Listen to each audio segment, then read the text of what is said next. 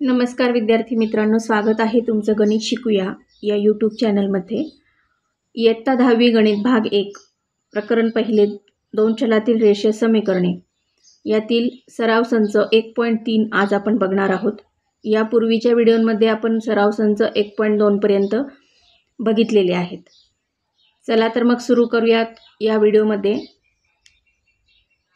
पहिलं गणित आहे, हा एक निश्चयक दिलेला आहे त्यांनी, त्यामध्ये 3, 2, 4, 5 हा एक निश्चयक दिलेला आहे आणि याची किंमत आपल्याला काढायला सांगितलेली आहे। तर यामध्ये ए ची किंमत आहे 3, बी ची किंमत आहे 2, सी ची किंमत आहे 4 आणि डी ची किंमत आहे 5। आता हा निश्चयक कसा सोडवायचा हे आपण मागच्या व्हिडिओमध्ये बघितलेलं आहे। निश्चयक म्हणजे काय आणि तो सोडवायचा कसा, तर त्याचं जे सूत्र आहे तेही आपल्याला माहीत आहे, एडी वजा बीसी। मग त्याप्रमाणे आपल्याला हे गणित सोडवायचे। मग ह्या ज्या चौकटी दिलेल्या आहेत या चौकटी पुस्तकामध्ये रिकाम्या आहेत, पण मी इथे गणित सोडवण्यासाठी त्या भरून घेतलेल्या आहेत। आता 3 गुणिले 5 म्हणजे एडी वजा, हे वजाचं चिन्ह, आणि बीसी म्हणजे काय आहे 2 गुणिले 4। मग आता हा गुणाकार केल्यानंतर आपल्याला उत्तर काय मिळतं, 3 5 15 वजा बे दुने बे चौक 8, म्हणून 15 वजा 8 किती येतं, 7 उत्तर येतं। म्हणजे या निश्चयकाची किंमत किती आली, 7 आली। आता हे बघा, खालील दुसरा प्रश्न काय आहे, खालील निश्चयकांच्या किमती काढा। मग आता त्यामध्ये त्यांनी एक निश्चयक आपल्याला दिलेला आहे, त्यामध्ये किमती -1, 7, 2 आणि 4। मग आता यामध्ये ए ची किंमत आहे -1, बी ची किंमत आहे 7, सी ची किंमत आहे 2 आणि डी ची किंमत आहे 4। सूत्र तेच आहे, एडी वजा बीसी। त्याप्रमाणे आपल्याला हे गणित सोडवायचं आहे। म्हणून -1 गुणिले 4 वजा 7 गुणिले 2, म्हणून इथे येतं -4 वजा 14, कारण -1 गुणिले 4 किती येतं, -4 आणि 7 दुने 14 आणि ते चिन्ह कुठलं आहे, वजाचं आहे, म्हणून -14। मग त्यांची बेरीज किती येते, -18। आता इथे तुम्हाला एकच लक्षात ठेवण्यासारखी गोष्ट ती आहे की जे म्हणजे चिन्हांचे नियम हे तुम्हाला इथे लक्षात ठेवणं गरजेचं आहे। तर त्यासाठी मी जो आधीचा एक व्हिडिओ केलेला आहे चिन्हांचे नियम, तो तुम्ही अवश्य बघावा अशी मी तुम्हाला विनंती करते। आता हे बघा, हा दुसरा प्रश्न जो आहे त्यामध्ये एक निश्चयक दिलेला आहे, त्यामध्ये किमती दिल्या आहेत 5, 3 वजा 7 आणि 0। आता ए ची किंमत आहे 5, बी ची किंमत आहे 3, सी ची किंमत आहे -7 आणि डी ची किंमत आहे 0। मग सूत्र तेच आहे, एडी वजा बीसी।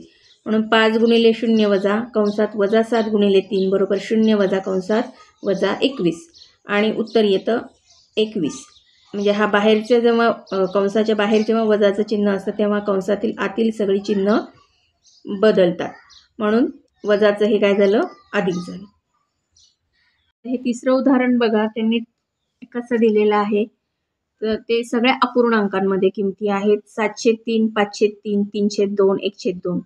आता यामध्ये ए ची किंमत आहे 703, बी ची किंमत आहे 503, सी ची किंमत आहे 302 आणि डी ची किंमत आहे 1/2 आणि सूत्र आपलं एडी वजा बीसी। आता तुम्ही म्हणत असाल की प्रत्येक गणितामध्ये तुम्ही हे एडी वजा बीसी हे सूत्र का लिहिता, किंवा ह्या ए बी सी डीच्या किमती अशा का लिहून देता, तर त्याचं कारण असं आहे की असं सारखं सारखं लिहिल्याने ते तुम्हाला लक्षात राहतं आणि त्यामुळे वेळेवरती आपल्याला गणित सोडताना त्याचा उपयोग होतो।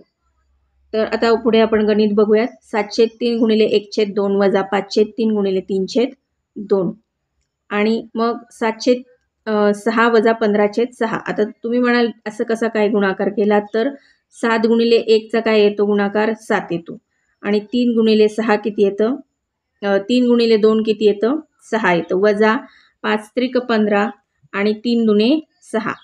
आता इथे बघा, 7 वजा 15/6 एकदाच 6 घेतलेत, कारण त्याचं असं आहे की या दोन्ही संख्यांचा छेद काय आहे, एकच आहे, म्हणजे तो 6 आहे, म्हणून ते एकदाच 6 घेतले आणि वरती काय केलं, 7 वजा 15।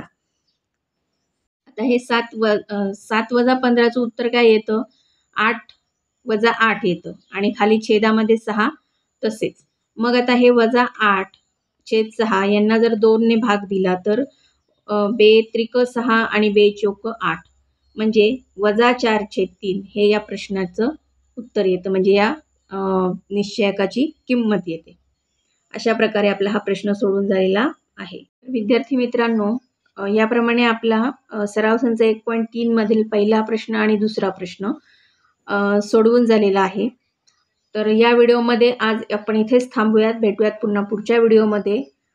त्या व्हिडिओमध्ये आपण प्रश्न क्रमांक 3 मधील उदाहरणं बघूयात. तोपर्यंत नमस्कार, धन्यवाद.